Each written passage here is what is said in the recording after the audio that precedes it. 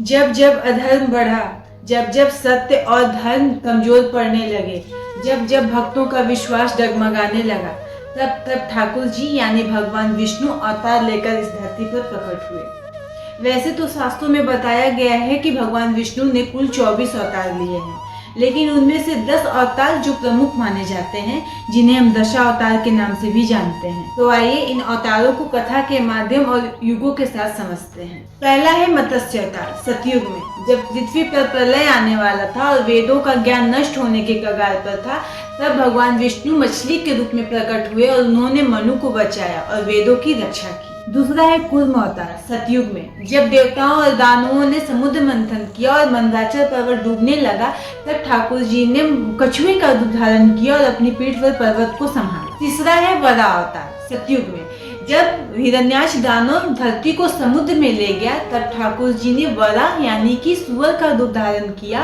और धरती को समुद्र से बाहर निकाला और जीवन की रक्षा की। चौथा है नरसिंह अवतार। सतयुग में जब भक्त प्रहलाद पर अत्याचार बढ़ने लगा और हिरण्यकश्यप का अहंकार बढ़ गया, तब ठाकुर जी ने न आधे मनुष्य न पूरे पशु बल्कि नरसिंह अवतार लेकर अधर्म का अंत किया और अब अपने भक्त की रक्षा की। पांचवा है वामन अवतार। त्रेता युग में जब राजा बलि का अहंकार बढ़ने लगा, तब ठाकुर जी ने एक छोटे ब्राह्मण का रूप धारण किया और उन्होंने 3 पग में पूरी सृष्टि को माप लिया और अहंकार को मिटा दिया। है परशुराम अवतार। त्रेता युग में जब धरती पर अन्यायी राजा बढ़ने लगे और अधर्म बढ़ने लगा, तब ठाकुर जी ने परशुराम बनकर अधर्म का नाश किया और धर्म की रक्षा। सातवां है श्री राम अवतार। त्रेता युग में मर्यादा, त्याग और कर्तव्य के प्रतीक मर्यादा पुरुषोत्तम श्री राम ने रावण का वध किया और यह सिखाया कि धर्म के मार्ग पर चलना ही सच्चा जीवन है। आठवां है श्री कृष्ण अवतार। द्वापर युग में प्रेम, लीला और ज्ञान का संगम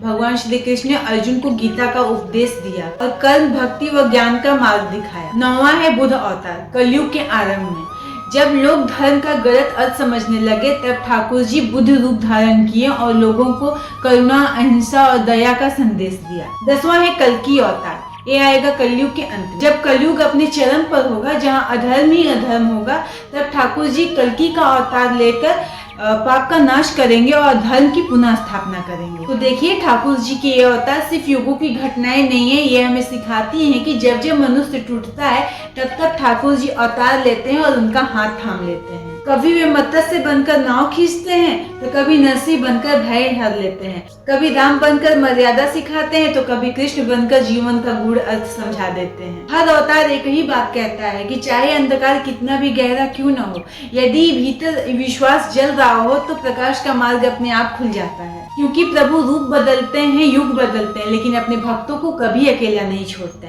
इसीलिए कहती हूँ, अपने मन को शांत रखिए, अपना विश्वास बनाए रखिए, प्रभु हमेशा आपके साथ